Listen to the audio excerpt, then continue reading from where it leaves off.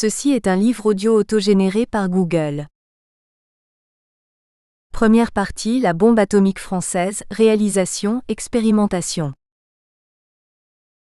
1. Mon entrée dans le monde de l'atome.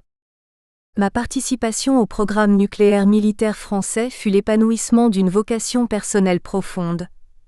Aussi loin que remontent mes souvenirs, je me vois toujours essayant d'inventer quelque chose, au hasard des contacts avec le milieu ambiant et des problèmes qui s'offrent sans cesse à un esprit en éveil. Quand on est dans ces dispositions, peu importe le domaine exploré, tout est intéressant.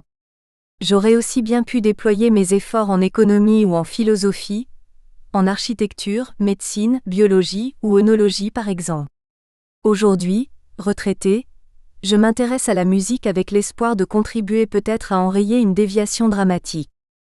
À l'école d'artillerie en 1941, à la suite d'une observation de mon capitaine instructeur à propos du mortier d'infanterie, fait pour tirer à l'abri du fond d'un trou, mais toujours mis en station à découvert pour pouvoir opérer le pointage par visée horizontale, j'avais en 2 jours imaginé une solution très simple et efficace de pointage des mortiers sans dégagement latéral.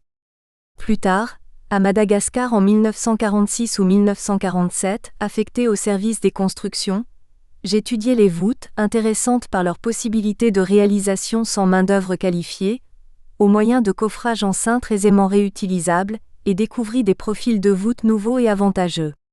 Je mis également au point des méthodes de construction d'habitations ou de casernements économiques en matériaux et en main-d'œuvre qualifiée, qui furent essayés avec succès à petite échelle. C'est la guerre, éclatant l'année de mes 20 ans, qui m'empêcha de suivre une carrière logique de chercheur.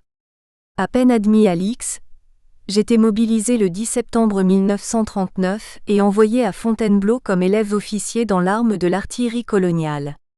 Renvoyé à l'automne 1940 comme élève à l'école polytechnique alors repliée à Lyon, et hébergé avec la promotion suivante, très incommodément, dans une partie des locaux de l'école de santé militaire, j'éprouvais les plus grandes difficultés à me réadapter à la vie scolaire.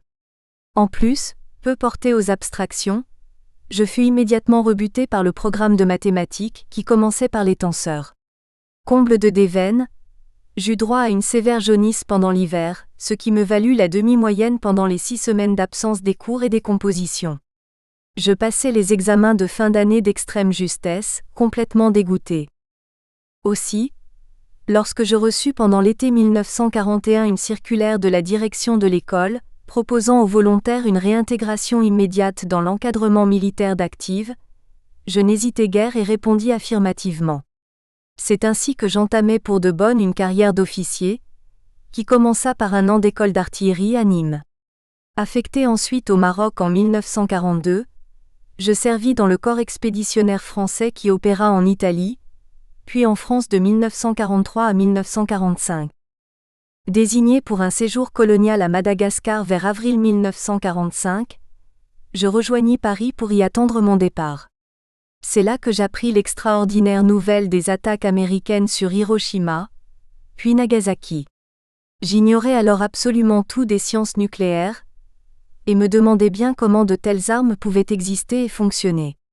Pendant mon séjour à Madagascar, j'eus l'occasion de me familiariser quelque peu avec les réactions nucléaires, à un niveau modeste de vulgarisation. Rentré en France en 1948, je demandai à préparer le brevet technique, dont le cursus venait juste d'être rétabli à Paris, afin de me rapprocher dans la mesure du possible d'activités de recherche, et choisis la spécialité nucléaire parmi les disciplines offertes pour cette préparation. Je fis ainsi 2 ans d'études universitaires en Sorbonne, complété par un stage pratique dans le laboratoire des rayons X encore dirigé personnellement par Maurice de Broglie son fondateur, et suivi d'1 an d'école d'état-major. En 1951, mon tour arriva d'un séjour opérationnel en Indochine, où je passai les 27 mois réglementaires à l'état-major du territoire, alors sous le commandement du général Salan. J'eus là l'occasion de nouer quelques amitiés solides avec d'autres officiers de l'EM et des commandements territoriaux, et de comprendre beaucoup de choses concernant l'armée, la guerre, les tactiques de combat. Je rentrai en métropole en janvier 1954, et après mon congé et une activité de quelques mois au 4e bureau rue Saint-Dominique, me trouvais affecté au commandement des armes spéciales de l'armée de terre, atomiques, biologiques, chimiques, alors sous l'autorité du colonel Charles Ayret, ceci en raison évidemment de ma spécialisation au brevet technique précédant mon séjour indo-chinois. Mon nouveau patron commença par m'expédier à un stage aux États-Unis de 4 semaines dans une école militaire de formation à la guerre atomique, biologique et chimique, au titre des échanges de l'OTAN dont nous étions partie prenante. Et c'est seulement à mon retour, en novembre 1954, que je me trouvais engagé progressivement dans ma nouvelle carrière d'atomiste. Charles Ayret était un officier brillant, auréolé de ses états de service dans la résistance et en déportation. Il s'était intéressé dès 1945 aux possibilités tactiques des armes nucléaires, voyant en elles la solution idéale et définitive des missions de l'artillerie, et s'était fait l'avocat efficace du lancement d'un programme atomique militaire significatif par la France, dont il jugeait le potentiel industriel et scientifique largement équivalent à celui de l'Angleterre qui n'avait pas hésité à se doter d'un tel armement. Son action d'information auprès de divers hommes politiques influents avait directement contribué aux initiatives gouvernementales qui se concrétisèrent à partir de 1954, juste au moment de mon retour en France. Une commission supérieure des applications militaires de l'énergie atomique avait été créée, avec 2 organismes subordonnés, le Comité des explosifs nucléaires et le Comité du sous-marin à propulsion nucléaire. Séduit d'emblée par la classe intellectuelle de mon nouveau chef, je fus d'autant plus surpris par son attitude lors de notre première entrevue importante en tête-à-tête. Après m'avoir annoncé qu'il me désignait comme co-rapporteur du Comité des explosifs nucléaires, présidé par le général Jean Crépin, il entreprit de me brosser un tableau général de la situation et des perspectives de développement d'un armement atomique en France. Il se lança alors dans des affirmations ou accusations concernant plusieurs personnages clés du commissariat à l'énergie atomique, ou agissant dans son orbite comme le professeur Yves Rocard, proprement ahurissantes, par leur outrance même autant que par leur style proche du ragot de concierge. La conclusion était simple. Le CEA et ses alliés ne cherchaient qu'une chose, s'assurer la maîtrise du projet pour mieux l'étouffer. Privé de tout élément d'information propre, ne connaissant pas encore les personnes citées, je ne pus que prendre note de ces propos inquiétants et aller me présenter au général Crépin, avec qui et pour qui je devais travailler pendant la durée de ma mission. Quelques jours plus tard, j'assistais aux côtés du général Crépin à une réunion présidée par Pierre Guillaumat, administrateur général du CEA, au cours de laquelle divers projets furent examinés, en particulier le lancement et le financement d'une 3e pile plutonigène à uranium naturel graphite gaz et d'une usine d'extraction chimique du plutonium, le tout à construire à Marcoule à la suite des piles G1 et G2 en chantier. Je fus vite rassuré, car les représentants du CEA manifestaient une volonté d'aboutir et d'abréger les délais parfaitement évidente. Je m'empressai de communiquer au colonel Ayret cette impression très favorable qui démentait largement les interprétations dont il avait cru bon de me faire part. J'y mis toute la conviction possible, mais il ne fit pas de commentaire, semblant tout de même quelque peu ébranlé. Pour être complet, il faut mentionner l'existence à cette époque, au sein de la Direction des études et fabrications d'armement, grand service d'État chargé de pourvoir l'armée de terre en matériel moderne de combat, d'une section atomique créée en 1952 sans mission précise, sous les ordres de l'ingénieur principal Chanson, et forte d'une dizaine de techniciens et ingénieurs, dont le jeune Paul Bonnet. J'avais connu Chanson lors de mon stage chez Maurice de Broglie. Il était à l'époque officier du corps des transmissions, et se recyclait scientifiquement au laboratoire de physique atomique du Collège de France, où il essayait de construire un microscope protonique, avec plusieurs collègues chercheurs dont le capitaine Pierre Morin. Chanson s'était ensuite fait intégrer dans le corps des ingénieurs militaires de l'armement. Des contacts fréquents existaient entre le labo du Collège de France et celui où j'étudiais, ce qui me permit de connaître ces personnes au cours des années 1948 à 1950, en plus d'Henri Piatier, ingénieur des poudres, Jacques Jackson, artilleur, en stage au même labo que moi, et quelques autres dont je ne puis retrouver les noms. À mon retour en France en fin 1954, l'affectation aux armes spéciales me replongea dans ce microcosme des premiers atomistes militaires français, dispersés dans les divers points de chute liés au nucléaire.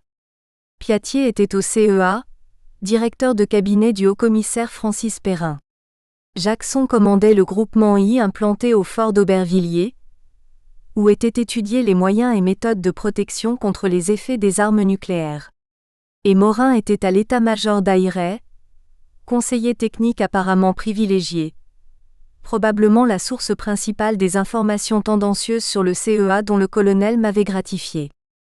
Ce fut donc pour moi une autre surprise de constater que le colonel Ayray ne semblait faire aucun cas de l'équipe Chanson, pourtant toutes désignées pour constituer le noyau éventuel d'un futur service d'étude des applications explosives de l'atome, puisque qualifiées scientifiquement et appartenant de surcroît à la défense nationale.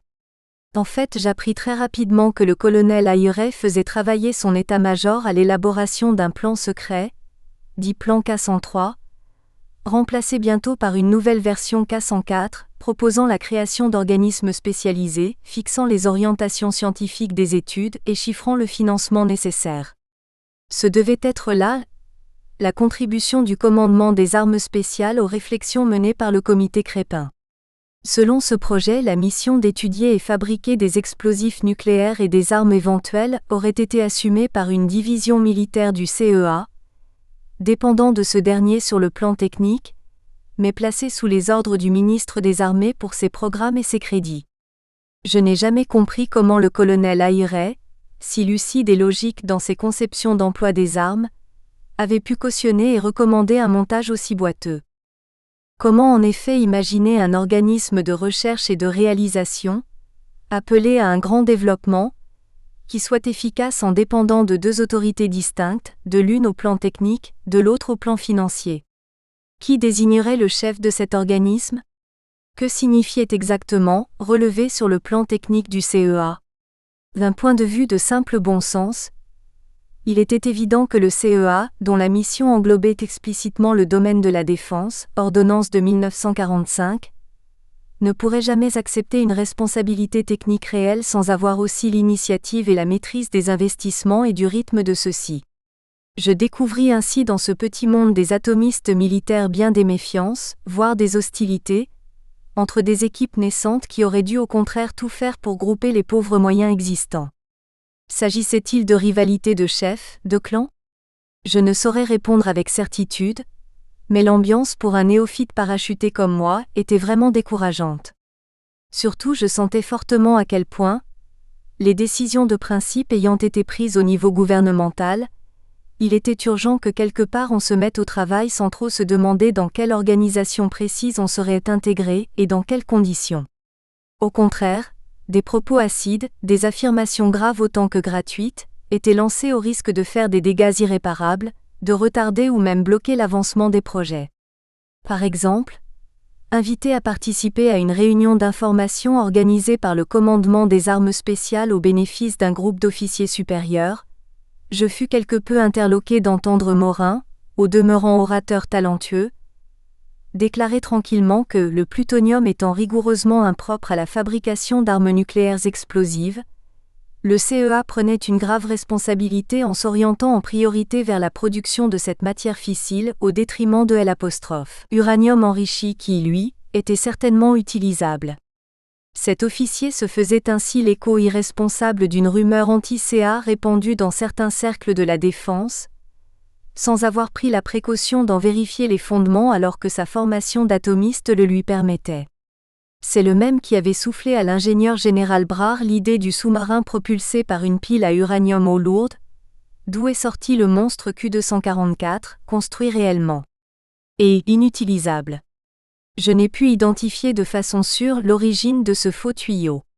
Des rapprochements m'incitent à la situer dans l'équipe Chanson, mais probablement sous forme de doute plus que d'affirmation catégorique. Le général Blanc, chef d'état-major de l'armée de terre puis directeur de l'IHEDN à partir de 1955, en avait fait part au colonel Buchalet, qui me l'avait répété. Lors de mes liaisons au CEA pour le compte du général Crépin, je rencontrai le colonel Buchalet, chargé par Guillaumat de mettre sur pied un bureau d'études générales, le BEG, en fait l'embryon discret de la future branche du CEA chargée des études et fabrication d'armes nucléaires. Albert Buchalet ne connaissait rien aux atomes, mais avait d'excellentes relations personnelles avec de nombreuses personnalités civiles et militaires bien placées dans les ministères et les états-majors. Il était plein de bon sens, entreprenant, actif, persuasif. Grâce à lui, de nombreux écueils de toute nature ont été évités, et nous lui fûmes redevables en grande partie du succès de février 1960. Dans les réunions du CEA sur les futures applications militaires, on voyait aussi apparaître entre autres le professeur Yves Rocard, Pierre Taranger, directeur industriel du CEA, et Henri Piatier censé représenter le haut-commissaire Francis Perrin qui ne participait pas à ces conciliabules. Je retrouvais ensuite le professeur Rocard aux côtés de Buchalet dans le bureau prêté au bègue au rez-de-chaussée du CEA d'alors, rue de Varennes, où nous cherchions à mettre au point des projets de budget et d'organisation. C'est à cette époque que je fus initié par Rocard, à un stade ultra-élémentaire, à la théorie des explosifs nucléaires. Il m'exposa en effet un début de raisonnement mathématique décrivant la chaîne neutronique en expansion exponentielle, caractérisée par le fameux coefficient alpha. Ce genre de théorie existait déjà pour les réacteurs à neutrons lents, mais sous une forme différente. À cette époque, Rocard agissait comme conseiller scientifique de Buchalet, sans fonction officielle bien définie. Il approuvait les désignations des premiers cadres de la future direction des applications militaires, et donna par la suite son accord à ma nomination comme chef du service de physique nucléaire expérimentale. En fait, Buchalet se rendit vite compte que Rocard n'était pas un homme de décision, et se borna à le tenir informé de la marche des choses dès qu'un minimum d'encadrement permit de faire tourner la maison normalement. Un jour où j'étais dans les locaux du commandement des armes spéciales, je fus convoqué par Ayret dans son bureau. Il me reprocha assez vivement de passer beaucoup de temps au CEA, comme si je ne faisais plus partie de son état-major. Je n'avais jamais caché mon attirance pour la recherche et il essaya de me convaincre que mon intérêt n'était pas là. J'ai reçu votre dossier. Vous avez des notes exceptionnellement élogieuses, dont je n'ai encore jamais rencontré l'équivalent. Votre avenir dans l'armée s'annonce brillant, très brillant. Il serait dommage d'y renoncer pour des activités de recherche, peut-être recommandables pour X ou Y. Ici des noms de camarades considérés par Ayret comme sans avenir dans le haut commandement, mais indignes de vous. Je le laissai dire, pas du tout d'accord intérieurement avec le peu de considération qu'il accordait à la recherche, dont pourtant le succès devait conditionner toute l'entreprise.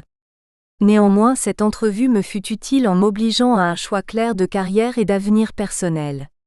En outre, elle m'incita à considérer sérieusement l'éventualité d'un détachement à temps complet au CEA, alors que, contrairement aux soupçons de l'entourage d'Ayret, je n'avais encore rien envisagé de ce genre. D'une part, je me sentais depuis toujours voué à la recherche, et doué d'aptitudes suffisantes pour espérer y réussir. D'autre part, sans nier un certain goût pour le métier militaire, je voyais bien qu'en temps de paix ce métier devait impliquer une part importante d'activités de représentation, qui m'intéressaient peu, et surtout si je devais plus tard accéder à de hautes responsabilités, des compromissions inévitables, des couleuvres à avaler que j'aurais eu du mal à accepter durablement. En outre, mon passage à l'état-major interarmé de Saïgon m'avait permis de mesurer avec étonnement et déception la médiocrité intellectuelle et morale d'une part non négligeable des officiers supérieurs qui servaient en Indochine à cette époque. Il est vrai que jeune encore, j'étais plein d'illusions et porté à une certaine intransigeance. Des généraux hésitaient ou prenaient de mauvaises décisions, alors qu'avec mes camarades capitaines ou jeunes commandants, nous voyions clairement ce qu'il aurait fallu faire. Le système d'avancement en usage alors, proche des conditions de temps de paix, aboutissait à confier les plus importantes responsabilités opérationnelles à des gens trop âgés, ayant perdu la flamme et l'enthousiasme indispensables à des décisions rapides et courageuses. Je ne souhaitais pas suivre un chemin dont je craignais qu'il ne me mène au désenchantement, trop tard pour refaire ma vie autrement. D'un autre côté, une carrière impliquant de la recherche scientifique à haut niveau présentait aussi beaucoup d'aléas, et je n'avais aucune certitude d'y obtenir des résultats intéressants. Cependant, en étant détaché hors cadre, il me serait toujours possible, en cas de doute ou de difficulté, de reprendre une carrière militaire à peu près normale. Je n'hésitai guère et choisis d'aller au CEA le plus tôt possible, ce qui fut fait au 1er juin 1955. J'avais alors 36 ans. 2. La Dame, premier développement. Dans ce chapitre de l'histoire de l'armement nucléaire français, je m'appuierai largement sur un document établi en 1983 par Jean-Pierre Ferrand et intitulé Genèse de la Dame, document très bien fait, complet quoique condensé, et tenant compte des remarques fournies à son auteur sur sa demande avant complète rédaction. Dans ce qui suit, je ne ferai que rappeler très brièvement les principales étapes du développement de la Dame, sans insister sur la préparation de l'engin expérimental M1 développé page 49 de ce livre, en m'étendant principalement sur certains aspects ou faits peu connus, ou peu débattus. Bien que détaché au CEA officiellement le 1er juin 1955, j'ai travaillé aux côtés du colonel Buchalet, dès décembre 1954, au sein du Bureau d'études générales, le BEG, à la mise en place des principaux moyens matériels nécessaires à l'étude et la réalisation d'une première expérience nucléaire française. Je le faisais alors en tant que co-rapporteur du comité des explosifs nucléaires, avec la bénédiction du général Crépin qui présidait ce comité. Marc Delacoste-Larreymondi, l'autre co-rapporteur, était là aussi. Il y avait également un assistant du professeur Rocard, du nom de Bernard, documentaliste, ainsi que le commandant Le Guerrouet, un marin, introduit aussi par Rocard et qui s'occupait de la logistique. Enfin une secrétaire, Mel Bidard. Je pense n'avoir oublié personne de la petite équipe qui occupait la grande pièce incommode du rez-de-chaussée de la rue de Varennes, mise à notre disposition par le patron du CEA, Pierre Guillaumat. Le premier semestre de 1955 fut employé par Buchalet très logiquement à faire l'inventaire des moyens disponibles, en personnel et en sites utilisables de la région parisienne. Avec Delacoste-Larreymondi, nous l'accompagnions dans ses prospections. Nous avons ainsi visité plusieurs forts de la défense de Paris, sans résultat utile, et contacté les deux services intéressés à l'atome militaire, les poudres et la DEFA. Autant le contact avec les poudriers fut intéressant et fructueux, autant il fut glacial et sans espoir du côté de la DEFA. Le service des poudres avait vu très tôt, dès 1950 et peut-être avant, l'intérêt d'étudier les procédés pyrotechniques permettant de déclencher une bombe nucléaire, et celui d'autres domaines relevant de la chimie ou la physico-chimie liés aux applications énergétiques de l'atome. Plusieurs camarades des poudres étaient ainsi détachés à Saclay ou à la direction du CEA. Ce service ne demandait qu'à collaborer avec le CEA, sans exigence excessive, tandis que la DEFA avait toujours convoité la responsabilité technique des applications nucléaires aux armements, s'opposant ainsi de front au CEA dont la mission englobait explicitement le domaine de la défense, ordonnance de 1945. Le fait que cette question de responsabilité fut tranchée en faveur du CEA sans aucune ambiguïté par un protocole entre les ministres de tutelle de la Défense et du CEA, le 20 mai 1955, le CEA reconnu maître d'œuvre en matière d'armement atomique, ne modifia pas l'attitude des responsables de la DEFA, notamment de l'ingénieur en chef Chanson. Nous étions en 4e République, et rien n'était encore engagé de façon irréversible. Ainsi, tout à fait anormalement, la DEFA se tint volontairement à l'écart du démarrage de l'armement nucléaire français, privant celui-ci de compétences précieuses. Et il faudra encore 3 ans avant que se concrétise une collaboration souhaitable à tous égards.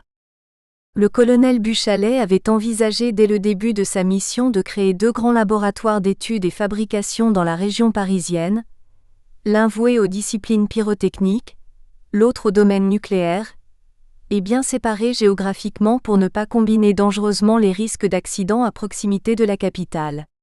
La question du site pyrotechnie fut résolue sans difficulté par la convention du 3 juin 1955 passée entre le CEA et le service des poudres qui prévoyait le développement d'un centre rattaché au BEG dans le fort de Vaujours au nord-est de Paris, où se trouvait déjà le petit labo travaillant sur les implosions avec notamment André Cachin et Jean Viard, labo rattaché à la poudrerie de Sevran-Livry toute proche.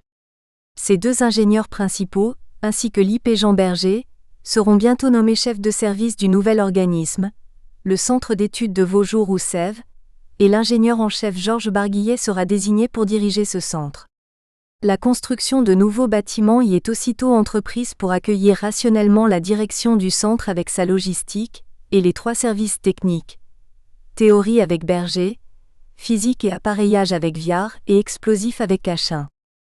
La création du site nucléaire fut beaucoup plus laborieuse, car l'effort autour de Paris que le ministère des Armées était en principe disposé à mettre à notre disposition était soit occupé par des organismes difficiles à déplacer, soit en trop mauvais état ou de superficie insuffisante. Pressé par le temps, Buchallet se résolut à accepter l'offre du professeur Rocard de nous transférer une propriété de la banlieue lointaine, acquise en juillet 1955 sur fonds secrets, pour y installer un laboratoire de détection des explosions étrangères, le domaine du Grand Rué, à Bruyères-le-Châtel près d'Arpajon.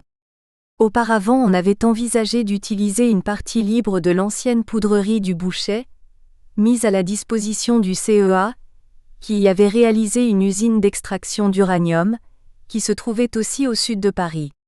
Dans les hypothèses de site à l'étude et dans les discussions préparatoires, Buchallet avait crypté la solution du Bouchet en B2, et tout naturellement celle de Bruyères-le-Châtel en B3, dénomination mystérieuse encore utilisée parfois de nos jours.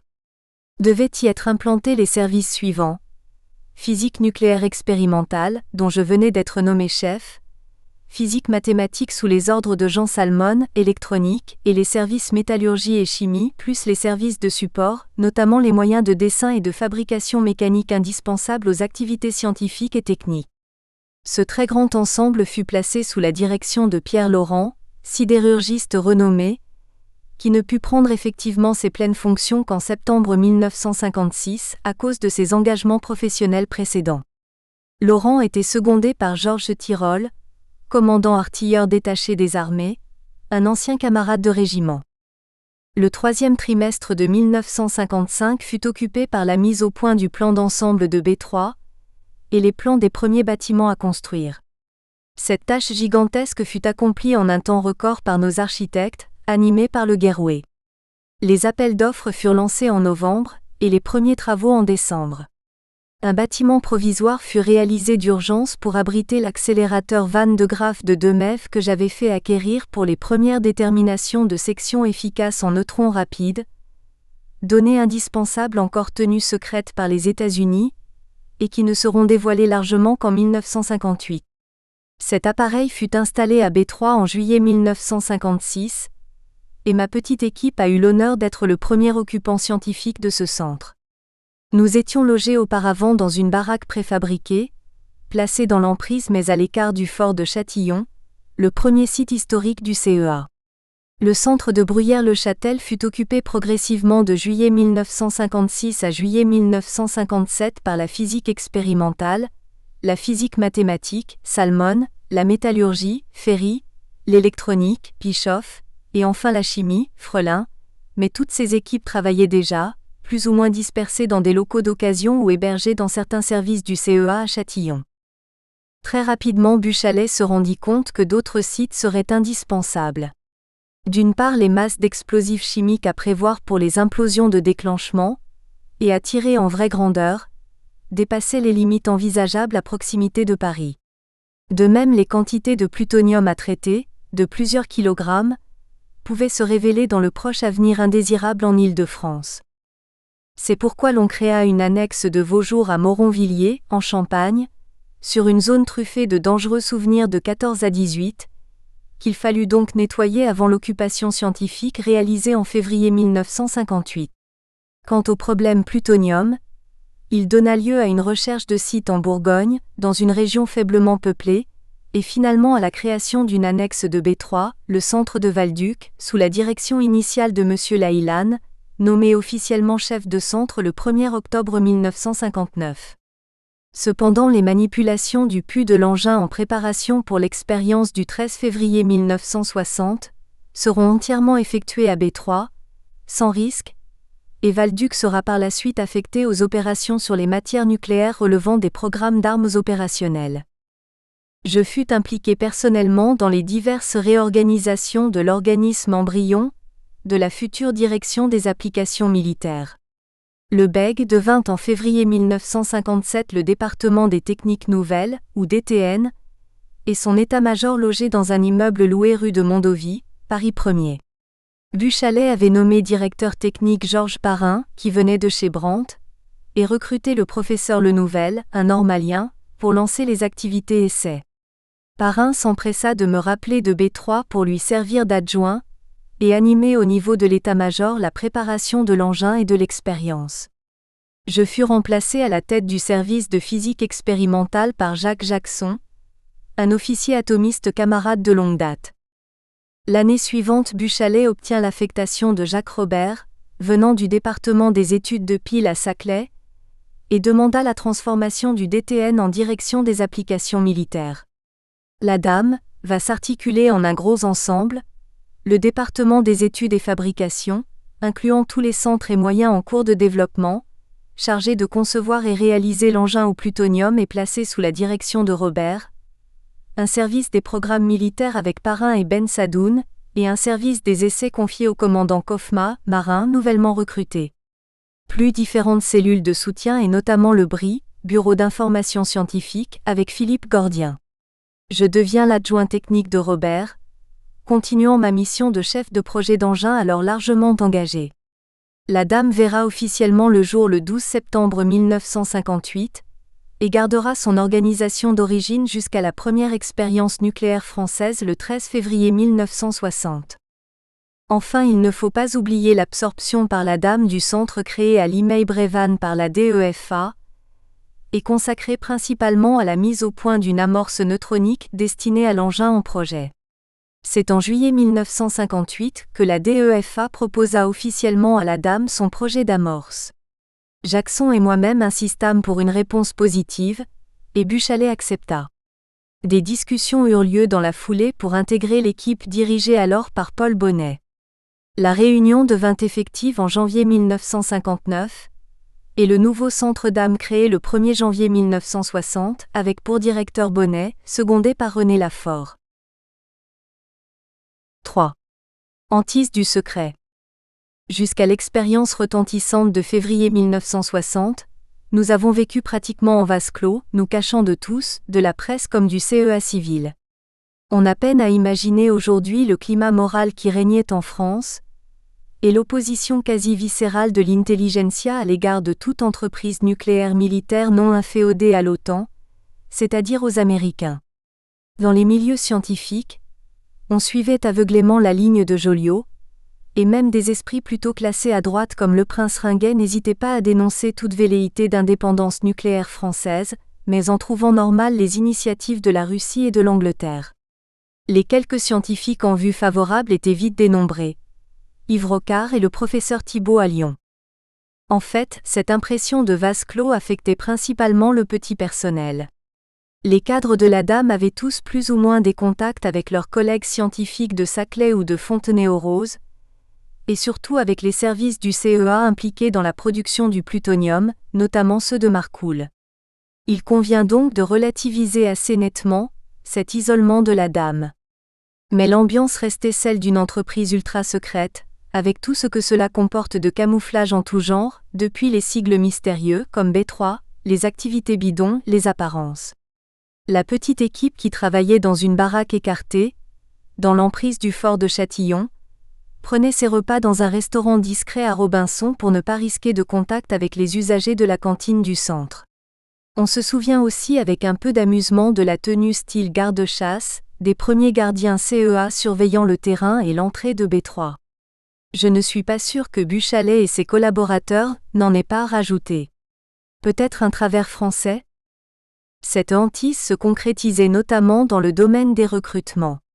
Chaque candidat à l'embauche faisait l'objet d'enquêtes souvent approfondies, et toute suspicion d'appartenance à des organismes, partis ou syndicats, supposés hostiles à nos objectifs était prise en considération négative.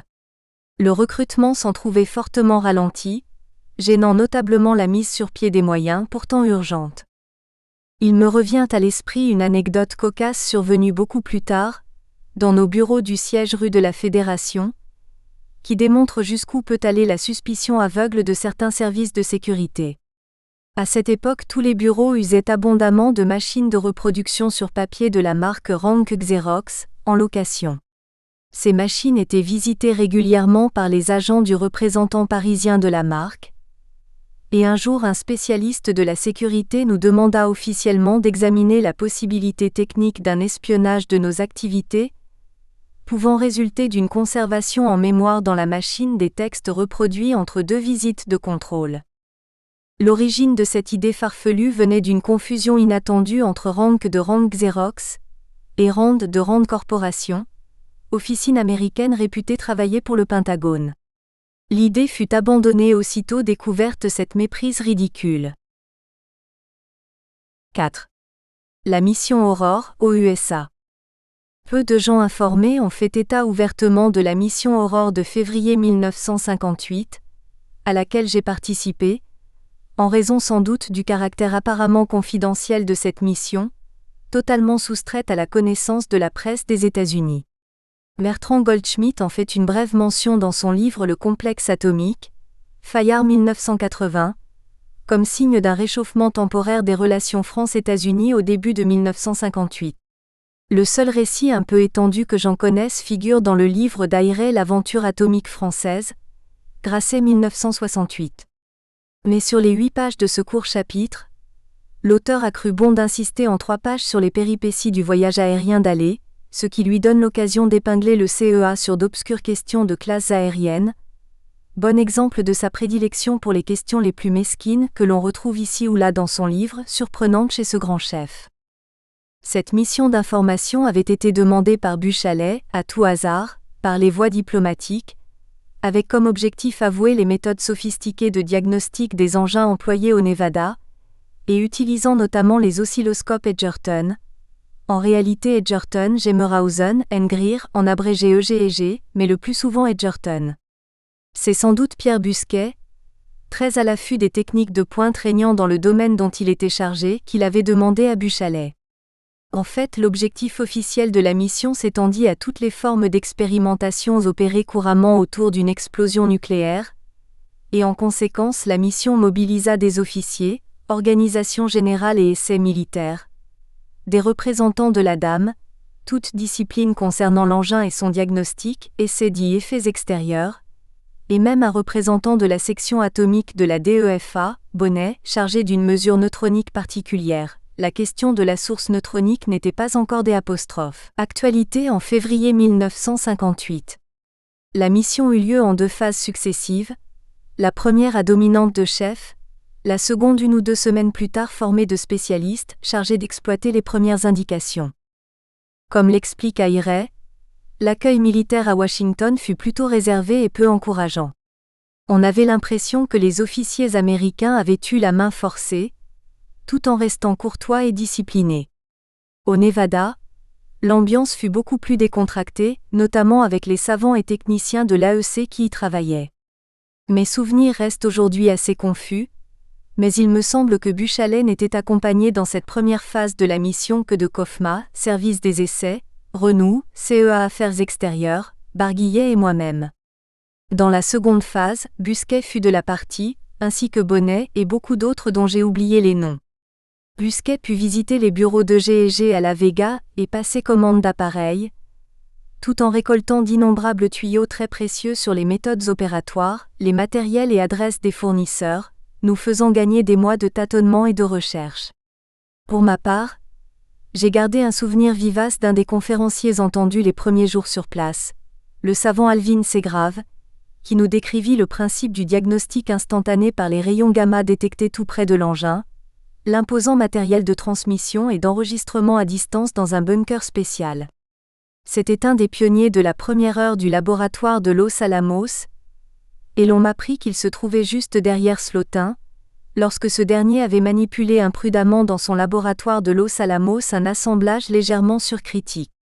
Alors que Slotin, exposé totalement et massivement, était mort quelques jours plus tard, Grave avait reçu une dose de quelques 800 unités, mais sur une moitié du corps, et avait pu en réchapper après des mois d'hôpital.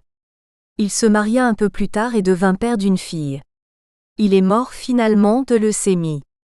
Le jour du départ du camp pour le retour en France, très tôt le matin, je m'enhardis jusqu'à aller tirer Grave d'un profond sommeil matinal pour lui poser une dernière question qui me taraudait depuis la veille.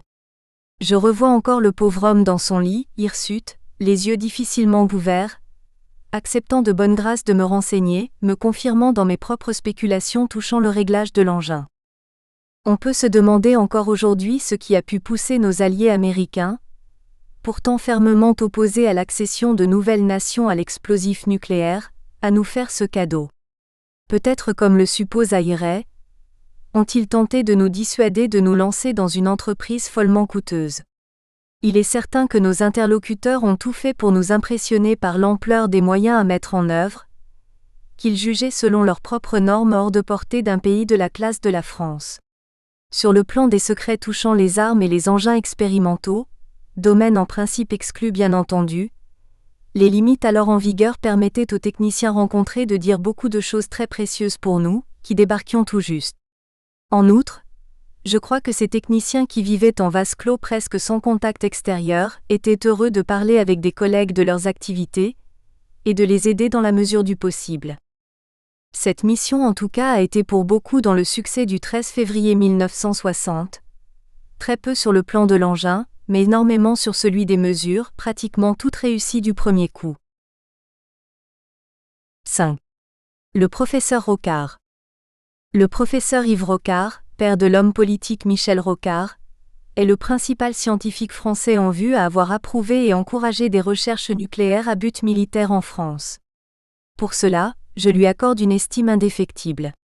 Cependant, la personnalité très particulière de ce savant n'a pas permis de l'intégrer comme il aurait été souhaitable dans l'entreprise de la dame, et il n'a joué pratiquement aucun rôle dans les projets scientifiques et techniques concourant à la conception de l'engin du 13 février 1960, sa construction, son réglage, et la préparation du tir, largement tributaire des informations de la mission Aurore. Je me souviens que lors de mes premiers contacts avec lui, rue de Varennes, en fin 1954, il venait de pondre une sorte de pamphlet anarchisante intitulé Coordination, avec en couverture un titre à lettres contournées formant une sorte de serpent ou d'hydre monstrueuse, dans lequel il dénonçait avec un humour certain les travers de certains organismes impliqués dans la recherche scientifique.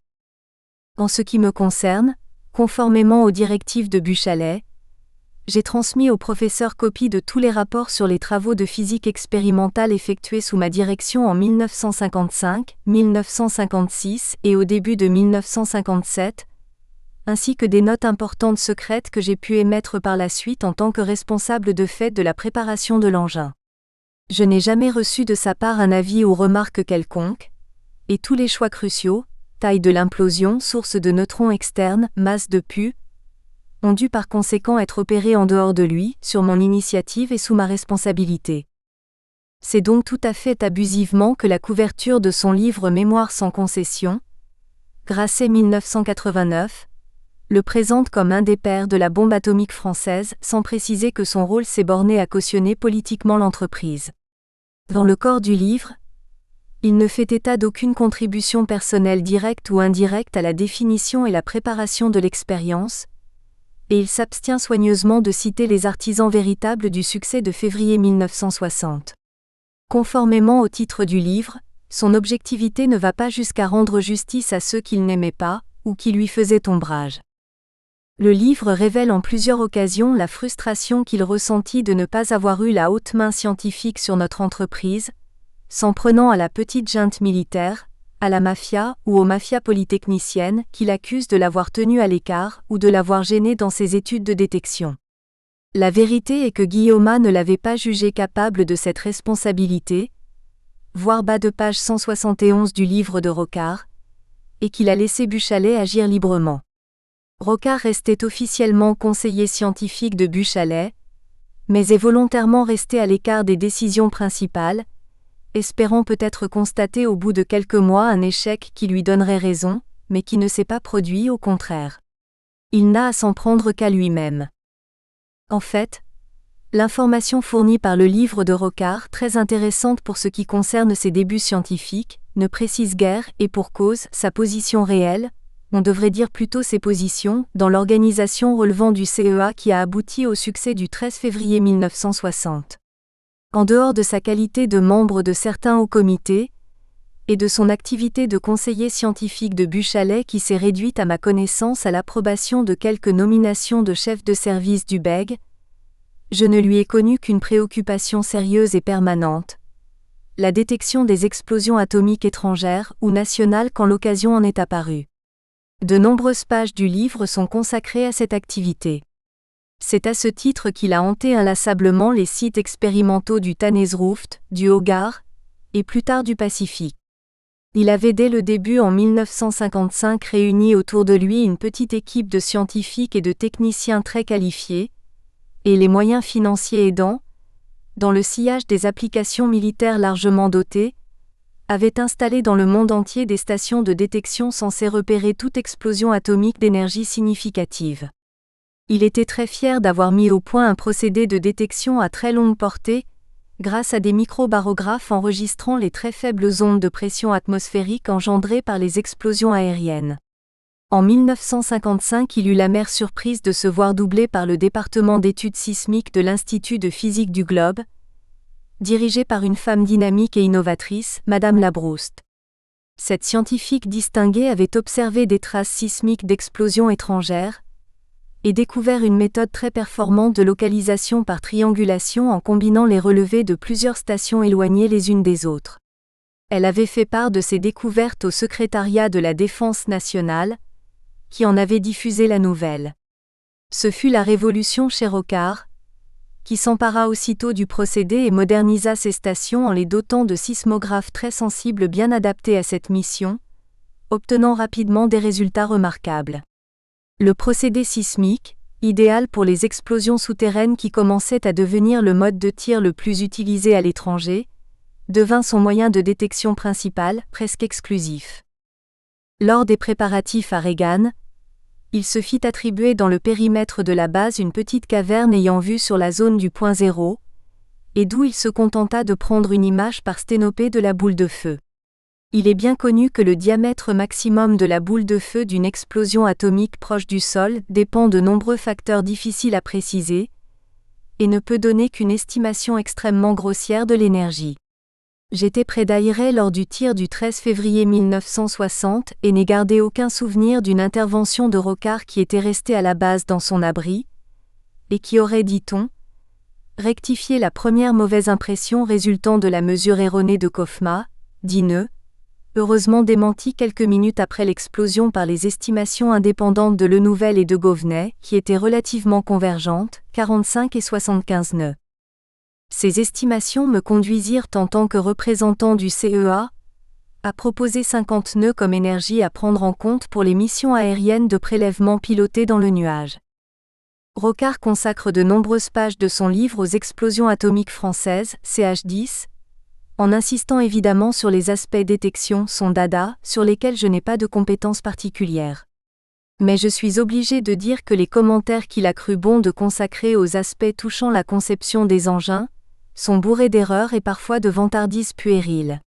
Il mélange les expériences situant Gerboise verte, 25 avril 1961, avant Gerboise blanche, 1er avril 1960 et Gerboise rouge, 27 décembre 1960.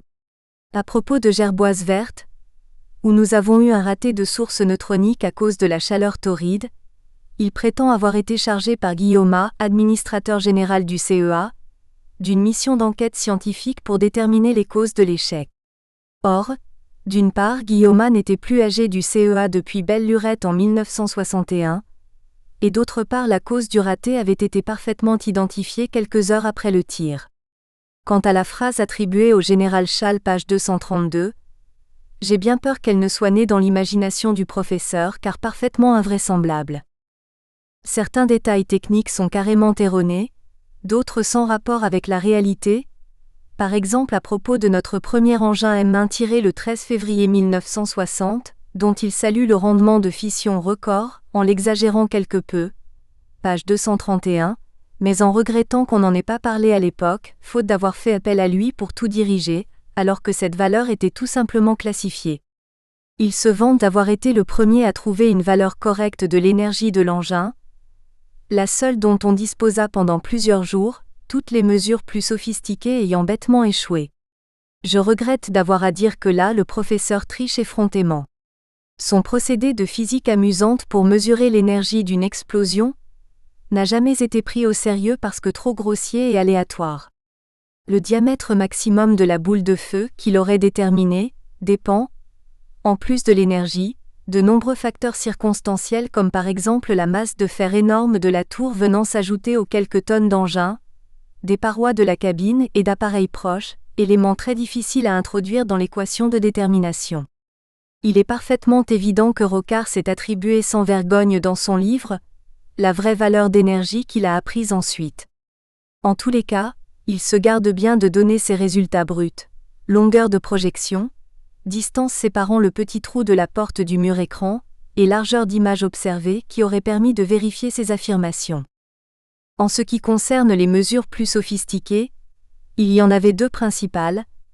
La photo instantanée de la boule de feu en fonction du temps dans les premiers instants, et l'analyse radiochimique des résidus de réaction. Dès l'après-midi du tir, un premier examen des photos donna une estimation très bonne, qui fut confirmée le lendemain après l'examen complet. La radiochimie ne put donner de valeur que plusieurs jours après, en cohérence complète avec les photos. La mauvaise foi du professeur est donc flagrante. Ce qu'il dit page 231 du dispositif d'implosion de M1 amorcé par un seul détonateur est sans rapport avec la réalité. Il aurait pu au moins vérifier ces éléments auprès des concepteurs eux-mêmes. Page 236, il se vante candidement de ses procédés tordus pour se procurer les moyens matériels nécessaires à ses expériences de détection. J'ai fini par obtenir, grâce à ce petit chantage, un soutien de l'organisation logistique de Reagan pour installer un peu partout des micro-barographes. En invoquant auprès d'Airey des risques plus ou moins imaginaires de contentieux avec les populations locales. Ce côté rusé et matois, devenu légendaire, lui a fait certainement du tort. La bombe H française est également évoquée dans le livre de souvenirs de Rocard. Aux pages 131 à 133, il relate les réflexions qui l'ont conduit dès 1951 à envisager de réaliser des bombes avec des matières légères telles que le lithium. D'où sa réputation de père de la bombe H française. Or, comme on le verra dans la suite de mes articles, la question du combustible thermonucléaire ne s'est pratiquement pas posée aux réalisateurs français dans les années 1960, étant admis de longue date que le deutérure de lithium-6 était la solution. Le vrai problème H était de savoir comment l'allumer. Aux pages 265 et 266, il revient sur cette affaire et donne une version personnelle basée sur des confidences recueillies à droite et à gauche lors du tir Canopus de la première bombe H française. Les personnes qui l'ont renseigné n'étaient guère qualifiées pour le faire, car ce qu'il en dit n'a qu'un lointain rapport avec la vérité. Il donne notamment une importance très exagérée au rôle du professeur Yvon. Mais selon lui, il est grandement choquant qu'on ne connaisse même pas le nom de l'auteur réel de la bombe H de la France. Pourtant Alain Peyrefitte avait fourni de ce sujet une version précise quoique fausse, en 1976, donc bien avant la parution des mémoires de Rocard, et il faut croire que ce dernier n'en avait pas entendu parler, ce qui est étonnant. Les nombreuses réserves que je viens d'exprimer sur les dires de Rocard concernant les sujets que je connais bien, ne doivent pas détourner le lecteur de faire connaissance avec le personnage Rocard à travers son livre de mémoire. La lecture en est aisée, et passionnante pour quelqu'un de ma génération. Il y a des pages très savoureuses sur des sujets variés et importants, comme par exemple sa charge contre les maths modernes page 155. C'est je crois sur le site du Hogarth que Rocard découvrit ses dons de sourcier, en 1962 ou 1963.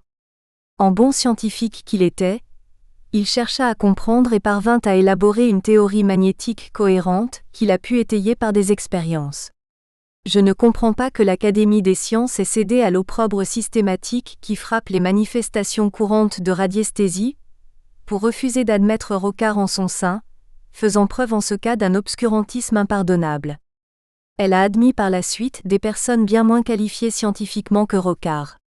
L'Académie ne s'est pas grandie en cette occasion. 6.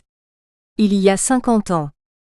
La France se préparait dans le secret à accéder au grade de puissance nucléaire. Buchalet avait réorganisé le Bureau d'études générales, embryon de la future direction des applications militaires du CEA, en nommant l'ingénieur Parrain, venant de Brandt, directeur technique, et ce dernier m'avait pris comme adjoint, et chargé en fait de réfléchir au projet d'expérience envisagé. Nos bureaux se situaient dans Paris, rue de Mondovì, près de la Concorde. Le BEG comprenait en outre 2 centres réunissant des services technologiques, l'un à Bruyères-le-Châtel, en banlieue sud éloignée, où se trouvait la physique expérimentale, la physique mathématique avec gros calculateurs, la chimie et la métallurgie, l'autre en banlieue nord-est, à Vaujour, un ancien fort abritant les techniciens de pyrotechnie à base d'ingénieurs des poudres. En 1957, nos idées sur la conception de l'engin à réaliser étaient des plus sommaires, car rien de précis n'avait encore été divulgué sur les engins étrangers, notamment le premier, américain, essayé en secret en juillet 1945 au Nouveau-Mexique. Nous savions que l'utilisation de plutonium comme matière fissile imposait un rapprochement très rapide, nécessitant une implosion par explosif chimique performant. Les équipes de Vaujour travaillaient sur ce domaine scientifique. Ces ingénieurs partaient du fait que le dispositif métallique central serait concentré par une masse explosive sphérique périphérique, qu'il fallait amorcer simultanément sur sa surface extérieure. À cet effet, ils recherchaient une solution de générateur d'ondes de détonation sphérique centripète, GODSC, capable à partir d'un détonateur primaire, d'engendrer une onde creuse couvrant une portion de la surface extérieure de l'explosif principal et en juxtaposant plusieurs dispositifs semblables de couvrir la totalité de la surface. Il suffirait alors d'amorcer les détonateurs primaires simultanément. De nombreux problèmes restaient à résoudre, qui le furent élégamment par nos camarades de Vaujour. Nous nous attarderons sur l'un d'eux, concernant le GODSC. Pour obtenir une onde creuse de surface appréciable, disons de plusieurs décimètres carrés, nos spécialistes imaginèrent d'associer une coque extérieure en explosif rapide, à un chargement interne d'explosif plus lent, la forme affectant celle d'un téton pointu de révolution et amorcé en pointe par un détonateur classique. La difficulté principale rencontrée concernait la composition à vitesse faible, dite explosif lent, qui devait obéir à plusieurs conditions, certaines contradictoires. Pour que le GODSC ne soit pas exagérément pointu, encombrement et fragilité, le rapport des vitesses lent-rapide devait être le plus faible possible. C'est André Cachin qui inventa une solution satisfaisante à tous égards. Grâce à cette trouvaille, nos implosoirs des premiers engins tirés à Reagan se révélèrent excellents et très efficaces. Ce fut la première importante percée conceptuelle. La seconde percée concerne la source neutronique, appelée à l'époque amorce. En fin d'implosion, le cœur de pu est rassemblé et surcritique, si l'on a prévu une masse suffisante, et doit recevoir à ce moment une injection de neutrons pour amorcer les chaînes de fission. Nous savions, ou présumions que les premiers engins des autres nations comportaient une source, α-N, combinant à l'instant propice du polonium et du beryllium, selon un agencement adéquat placé au centre de l'engin dans la cavité du plutonium initialement en géométrie sous-critique. Alors que les autres parties de notre engin se trouvaient définies, ou en voie de l'être, le problème de l'amorce ne trouvait pas de solution satisfaisante. Je tenais Buchalet informé de cette difficulté en 1957 et 1958. Un jour, nous reçûmes une proposition de nos collègues de la DEFA, Direction des études et fabrication d'armement, de nous fournir une source adéquate, dont ils poursuivaient la mise au point, avec une excellente perspective de réussite. Rappelons ici que la DEFA avait été dès l'origine des projets nucléaires militaires français, candidate à l'étude et la réalisation des armes nucléaires, en concurrence avec le CEA, et n'avait pas voulu intégrer le BEG, travaillant à un projet maison de leur côté, installé dans l'ancienne batterie de Limay. Ils avaient appris par leurs contacts au niveau du gouvernement que le CEA piétinait sur le problème de l'amorce. Leur projet différait complètement du nôtre. Il reposait sur un générateur de neutrons de type accélérateur, mettant en œuvre la réaction deutérium-tritium sous la forme d'un tube à décharge à haute tension. Des articles avaient paru dans la littérature scientifique décrivant de tels dispositifs destinés aux recherches pétrolières. Ce générateur serait placé à l'extérieur de l'engin, à distance suffisante pour ne pas être détruit par les effets extérieurs de l'implosion avant d'avoir craché ses neutrons. Il devait en émettre une bouffée assez concentrée dans le temps, et assez importante pour que les quelques neutrons indispensables parviennent jusqu'au cœur de pu. Vu les compétences de l'équipe de Limay, que je connaissais un peu, il ne faisait pour moi aucun doute que ce projet était sérieux et convenable pour l'amorçage de notre engin. Aussi je recommandais avec insistance à Buchalet d'accepter cette offre providentielle. Mais nous étions conscients de la complication importante qui en résulterait, à savoir l'adjonction à l'ensemble déjà prévu d'un dispositif électronique devant donner l'ordre à la source de fonctionner, à un instant précis à déterminer, nettement postérieur à la mise à feu de l'implosoir. Avec une source interne, dont le fonctionnement aurait été asservi à la concentration du pu, ce problème de timing n'existait pas. Pierre Busquet, maître du déclenchement de l'engin, en faisait son affaire.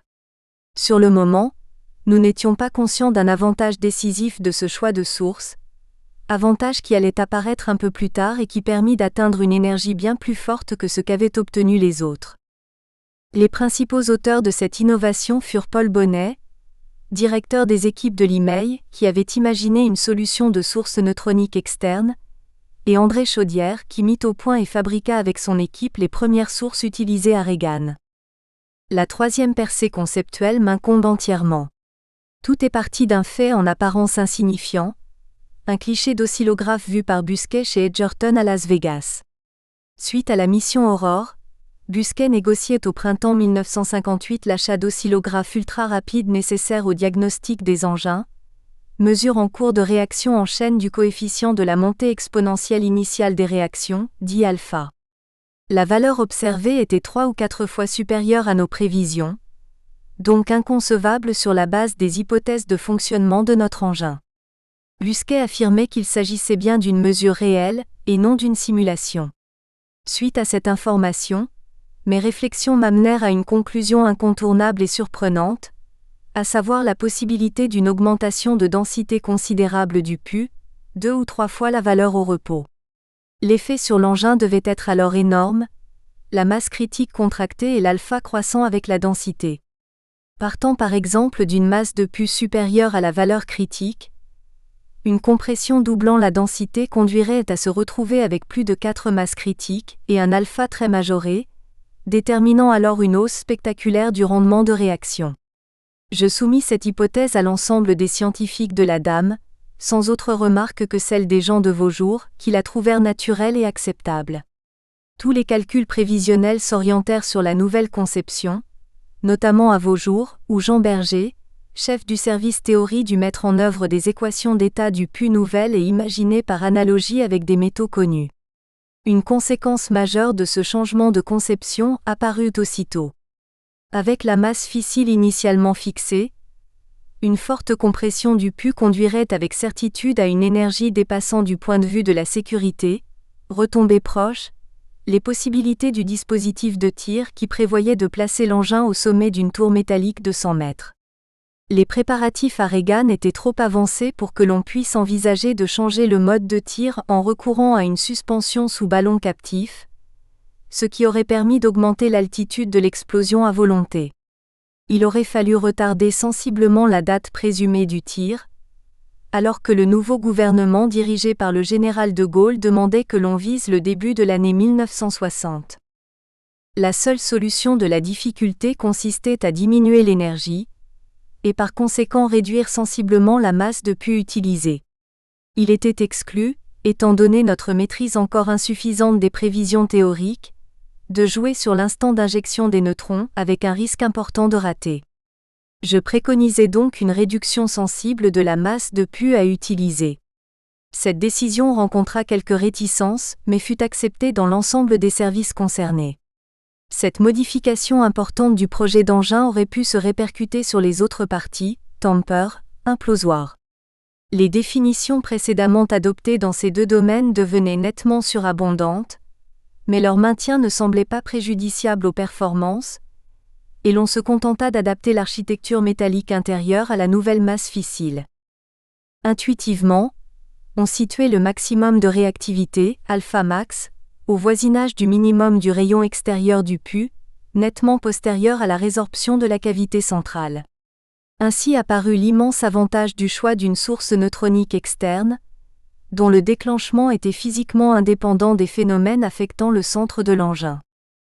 Il est nécessaire de faire observer qu'au moment des décisions de définition de l'engin, nous ne disposions pas encore de prévision d'énergie par calcul.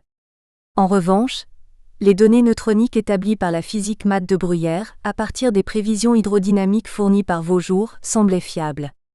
Elles suffisaient pour juger de la réactivité nucléaire, et par là de pouvoir affirmer que l'engin fonctionnerait convenablement, et dégagerait une énergie appréciable, au moins comparable à celle des exemples étrangers connus. L'expérience réelle confirma ces pronostics, et même les dépassa, sans outrepasser cependant les limites de sécurité du dispositif de tir. Résultat idéal en tout point. Les 3 innovations décrites précédemment, qui ont permis le grand succès de la première expérience nucléaire française, ne doivent pratiquement rien à une aide étrangère quelconque. En revanche, du point de vue des mesures physiques et chimiques, elles aussi parfaitement réussies, l'aide américaine a été déterminante. La déclassification complète de l'engin de Trinity, première explosion nucléaire mondiale, dans le Nouveau-Mexique, en juillet 1945, nous permet de mesurer les importants progrès de notre propre conception. Comme on peut le voir sur le dessin ci-dessus, extrait de l'ouvrage de Richard Rode, The Making of the Atomic Bomb, Simon & Schuster Inc., New York, 1986, l'engin de Trinity était un assemblage de blocs explosifs, au nombre de 32, de forme pyramidale tronquée, d'un volume comparable à celui d'une batterie d'auto juxtaposée autour d'une sphère intérieure en uranium naturel entourant le cœur de pu. Le cœur était solidaire d'une partie du tamper et de plusieurs blocs explosifs, permettant une extraction du cœur ou sa mise en place avant le tir. Il était prévu de fabriquer en même temps un deuxième exemplaire de cet engin, modifié en conséquence, destiné à une prochaine attaque sur le Japon, ce qui explique probablement cette complication mécanique. Une source neutronique interne, Initiator, est disposée dans le cœur de pu affectant la forme d'une sphère creuse.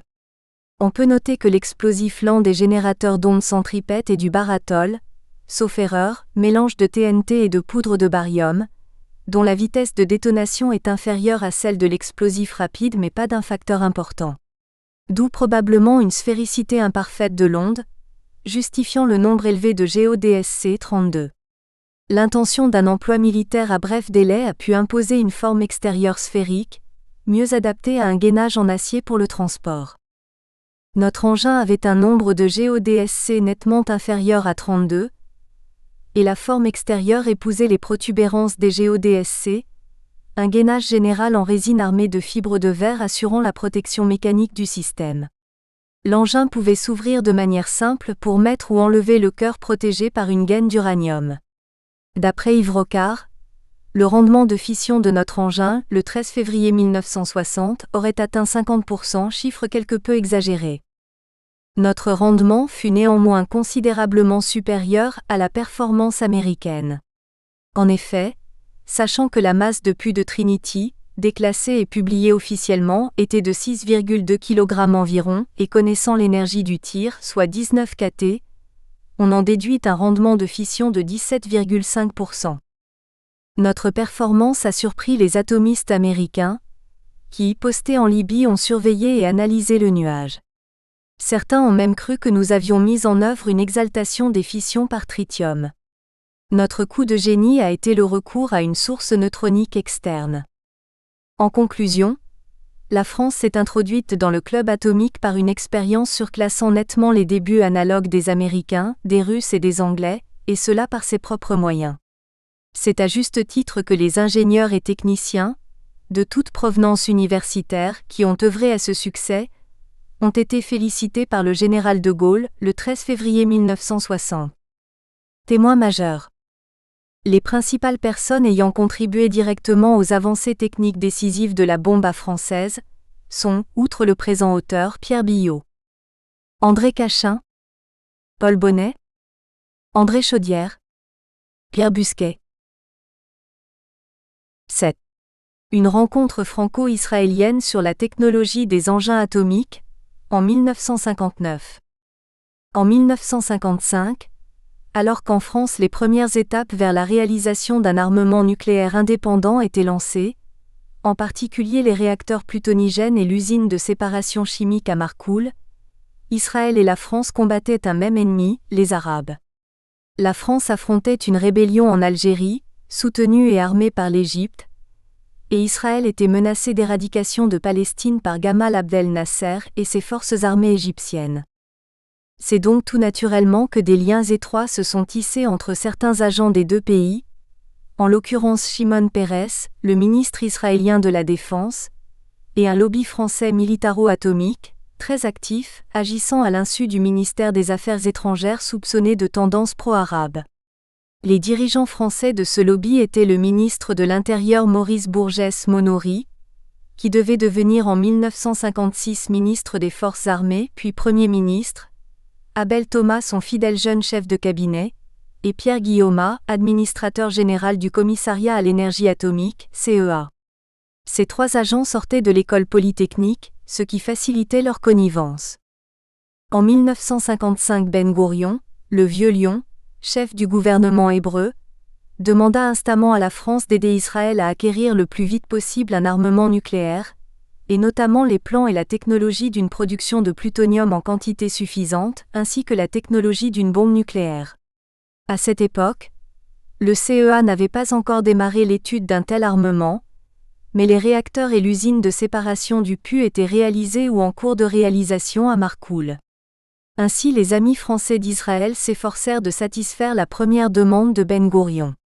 De nombreux ingénieurs et scientifiques français firent de fréquents séjours dans le désert du Negev, où se trouvait implanté le centre atomique secret hébreu de Dimona.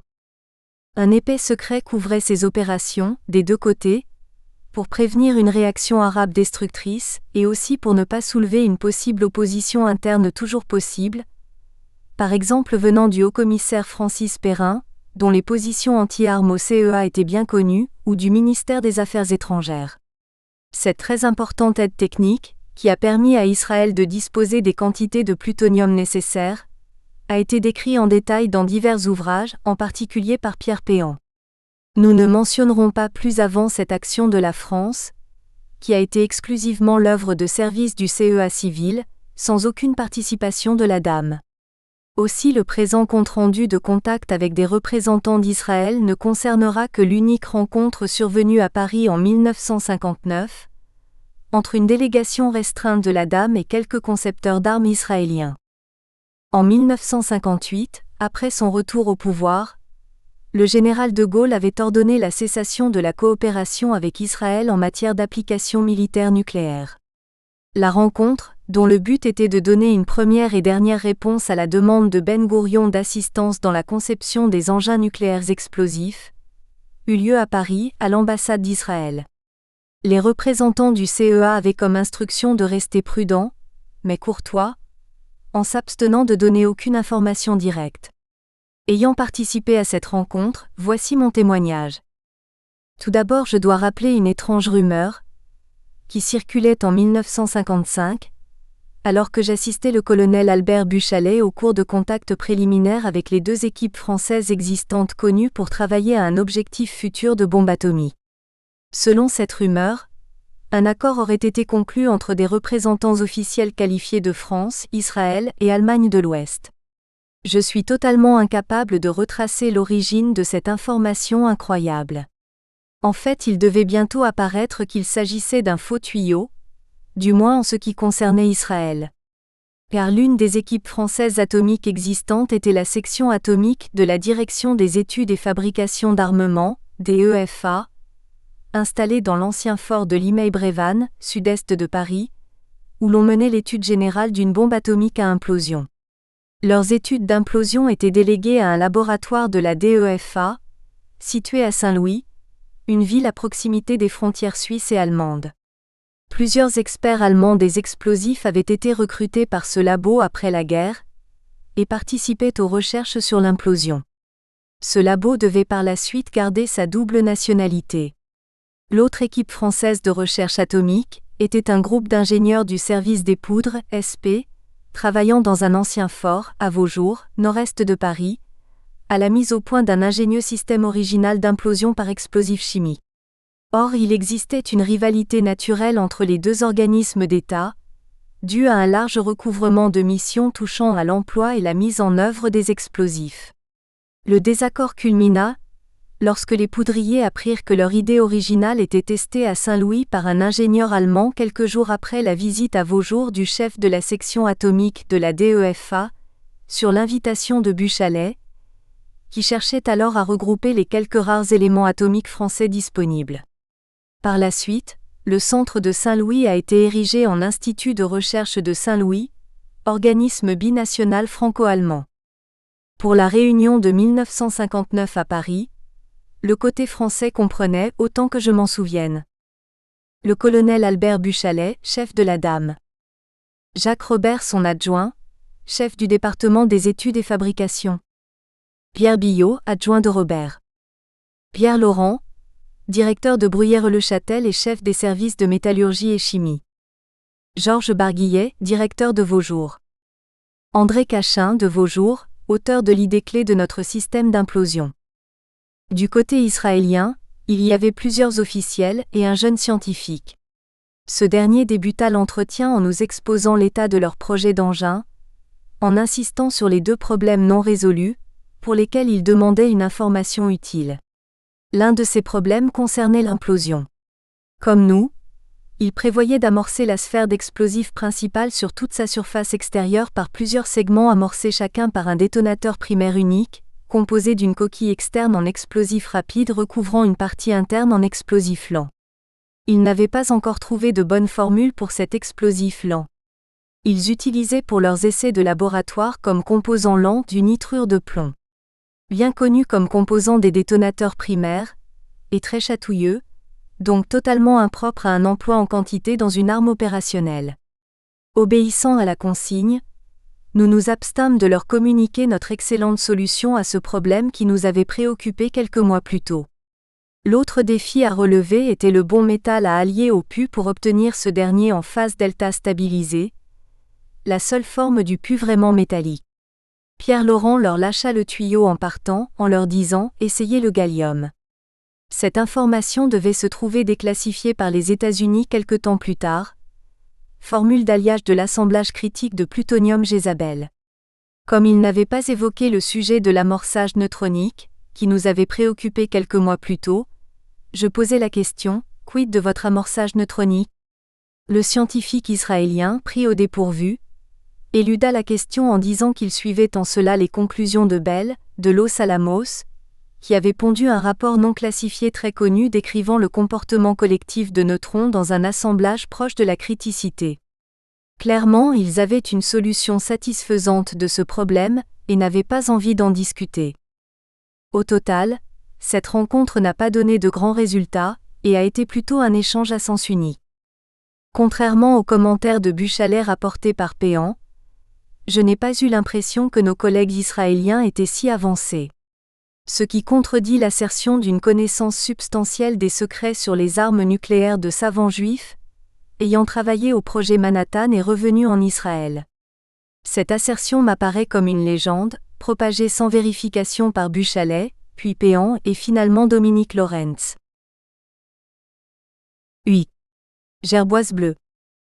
La première explosion française fut une réussite marquante, apportant à notre pays un atout politique majeur, lui redonnant la place qui lui revenait, en Europe et dans le monde. Le retentissement à l'étranger, et notamment aux États-Unis, venait en partie du fait que la France était le premier pays à accéder à l'explosif nucléaire à un niveau d'énergie nettement supérieur à celui des devanciers, EU, URSS et GB, qui se situaient pour leur premier tir vers 20 nœuds ou au-dessous, alors que nous avions dépassé 60 nœuds. Pour ceux, nombreux aujourd'hui à la DAM, qui n'ont pas vécu les préliminaires de cette expérience, je me propose ici, par quelques souvenirs personnels, de rappeler les phases essentielles du projet M1 et d'expliquer dans quelles conditions une performance aussi remarquable a été obtenue. L'histoire commence en septembre 1955 au sein du service de physique nucléaire expérimentale tout nouvellement créé. Dans une baraque discrète près du fort de Châtillon, je lance un travail d'exploration de masse critique, alpha et probabilité d'amorçage neutronique, par une méthode graphique simple, de type Monte-Carlo.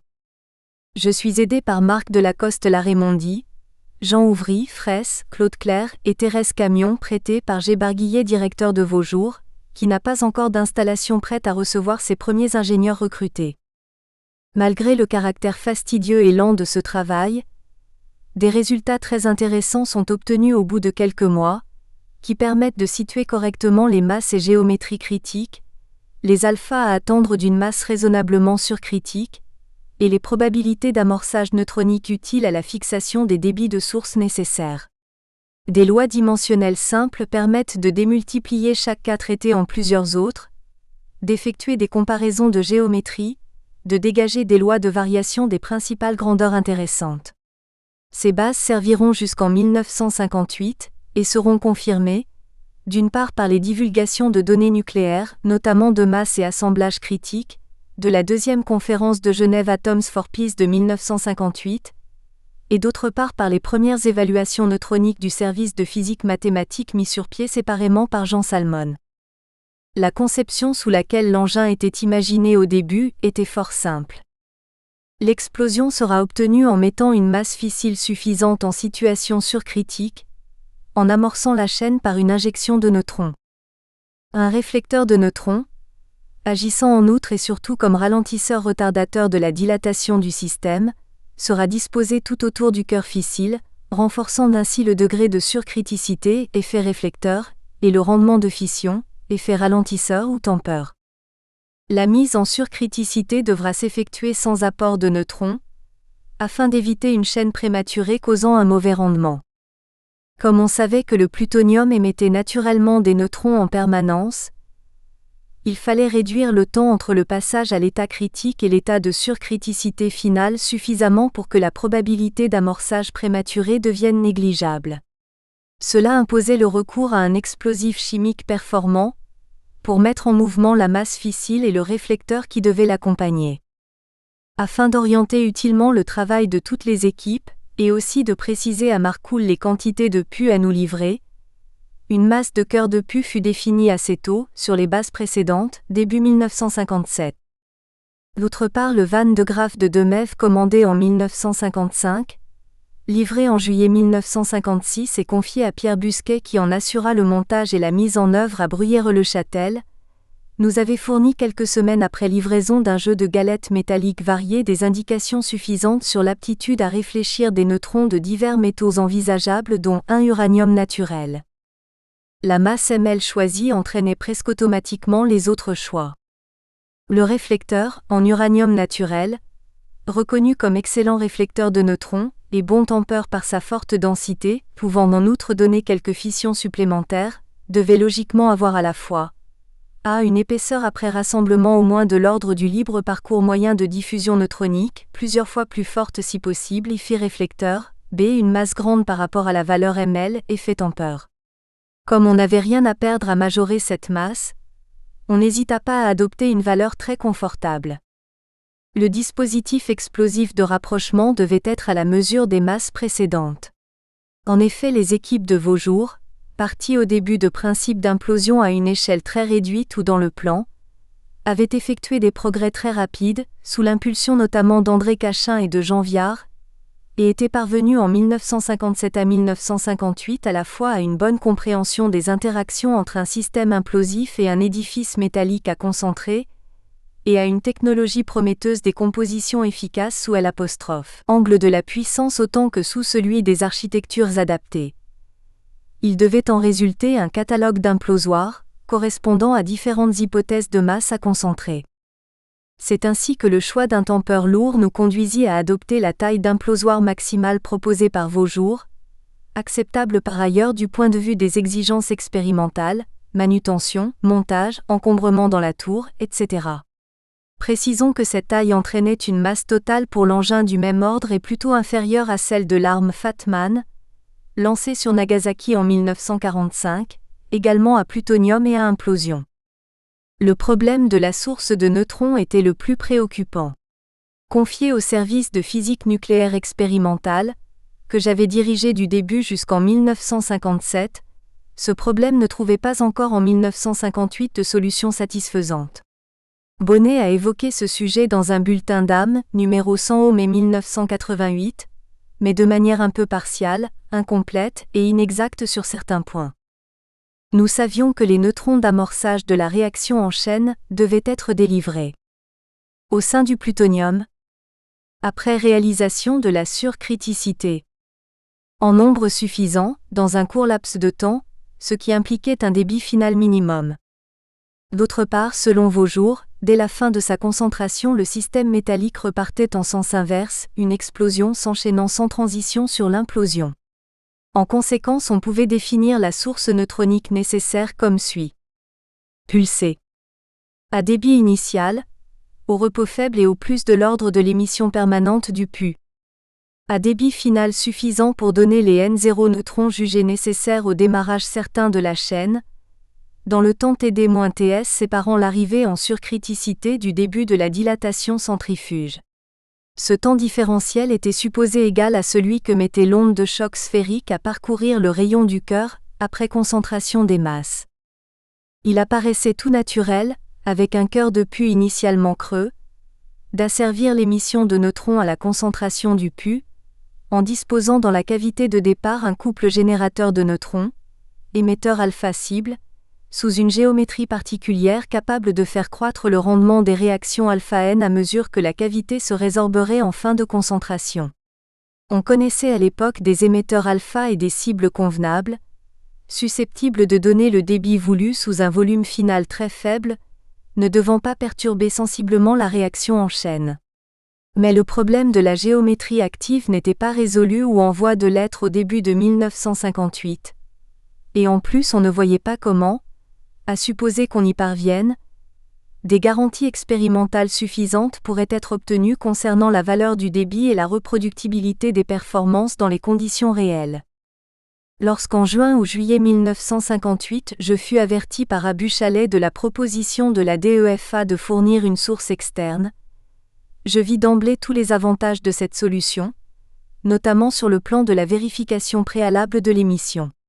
Aussi j'insistais vivement pour que le DTN accepte cette proposition, pensant que le facteur de performance qui pouvait manquer serait sûrement rattrapé au cours du développement du dispositif. Je connaissais un peu les membres de l'équipe Chanson et leurs compétences dans les techniques associées à cette réalisation.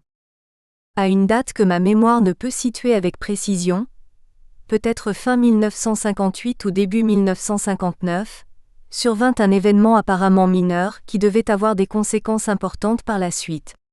Pierre Busquet rentrait des États-Unis, où il était allé négocier ou suivre des contrats de fourniture de matériel de mesure très spécialisé.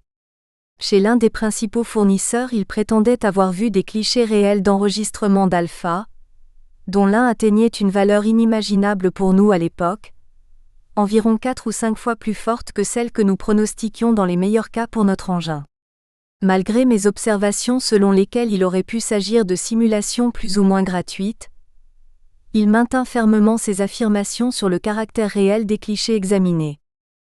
Il faut rappeler qu'à cette époque les données nucléaires de haute qualité dont nous disposions à la suite des publications américaines et soviétiques, notamment les sections efficaces de fission et les facteurs de multiplication neutronique en neutrons rapides, nous permettaient de prévoir des alphas dans les meilleures conditions. En particulier le cas très simple théorique, du pu en masse infinie à densité normale, présentait une certaine valeur d'alpha, dite alpha infini, facile à évaluer avec certitude. Cette valeur devait à l'évidence être supérieure, très supérieure même, à tous les cas de figure d'engin fini, car aucun réflecteur de neutrons ne peut dépasser le pu lui-même. Or la valeur indiquée par Busquet était d'environ 1,5 fois cet alpha infini. Il y avait là sûrement quelque chose de capital. Comme on ne connaissait aucune autre matière fissile vraisemblable pouvant présenter une telle caractéristique, surtout en quantité finie, la seule hypothèse explicative qui restait à envisager était celle d'une importante augmentation de densité du plutonium au cours de l'implosion. Je ruminais cette idée pendant quelques jours, et publiai une courte note exposant cette hypothèse et les implications considérables qu'elle comportait. Si l'on supposait que le pu se comprimait fortement, j'envisageais un facteur 2 en volume, il en résultait 2 conséquences cumulatives pour l'alpha. L'alpha infini, proportionnel au facteur de compression, croissait d'autant. Les masses critiques variant en raison inverse du carré du même facteur de compression, le degré de surcriticité pouvait devenir considérablement supérieur à ce que l'on pouvait espérer à densité normale, et l'alpha devait se rapprocher de sa valeur en masse infinie pour la nouvelle densité. Plus précisément, Alors que le rapport masse utilisée masse critique, envisagé avec la masse ml sans compression notable se situait entre 1 et 2, une compression d'un facteur 2 permettait de faire passer ce rapport à 4 ou plus selon la masse utilisée. Des valeurs d'alpha du même ordre que celles qu'avait relevées Busquet devenaient alors tout à fait naturelles. Cette hypothèse semblait recoupée par certains échos de presse aux États-Unis, faisant allusion à des progrès réalisés après la campagne de tir de 1951 au Nevada, qui auraient permis d'obtenir des explosions nucléaires avec des masses sous-critiques, fractional CRI. Une forte compression de la matière fissile, combinée avec l'emploi de sources externes, pouvait facilement expliquer ces innovations a priori surprenantes. D'autre part, dès 1957, mon attention et celle des physiciens de vos jours avaient été attirées par un article de Physical Review signé de scientifiques de Los Alamos, laboratoire officiellement voué aux explosifs nucléaires, qui rendait compte d'expériences dans lesquelles des compressions notables, typiquement 1,2 à 1,5, avaient été obtenues dans des métaux soumis à des ondes de choc induites par explosifs chimiques. Les pressions étaient cependant limitées à quelques 500 kilobars, alors que l'ordre de grandeur de plusieurs mégabars était couramment atteint dans nos implosions. Les métaux essayés allaient du beryllium au plomb et au thorium, en passant par le fer et le cuivre. L'année suivante, un autre article remarquable, d'origine soviétique, publié en anglais en octobre 1958 mais daté de décembre 1957 pour l'édition originale, faisait état de compressions atteignant 2,26 et 2,28 dans le plomb et le bismuth, au niveau de pression de 4 mégabars. Rien ne permettait d'affirmer que ces résultats s'extrapolaient à l'uranium et au plutonium, mais rien non plus n'interdisait de le croire, comme y encourageait le caractère métallique affirmé de ces deux corps, en particulier du plutonium dont la phase delta était alors bien maîtrisée par nos métallurgistes. Cependant, le fait de constater une compression transitoire dans la faible épaisseur d'une onde de choc n'impliquait pas de facto la possibilité de compression comparable sur des masses de plusieurs kilogrammes, ce qui peut expliquer qu'on n'ait pas tiré immédiatement de conclusion dans ce sens. En réaction à ma note, Viard et Berger me firent savoir que l'hypothèse d'une forte compression ne les choquait nullement. À l'époque, en effet, les expériences d'implosion sur petites maquettes sphériques observées par éclairs de rayons X ne permettaient pas de suivre avec précision en fonction du temps le rayon extérieur de la sphère implosée. On admettait qu'une fois la sphère creuse transformée en sphère pleine, une onde de choc repartait du centre et parcourait la sphère, entraînant l'explosion du système. Les physiciens de vos jours ne pouvaient pas donner de détails précis sur la phase intermédiaire, fournissant seulement une évaluation de la durée pendant laquelle la sphère était rassemblée.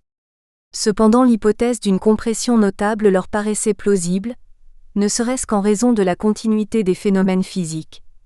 Un arrêt du rayon après rassemblement et jusqu'au retour de l'onde ne semblait pas naturel.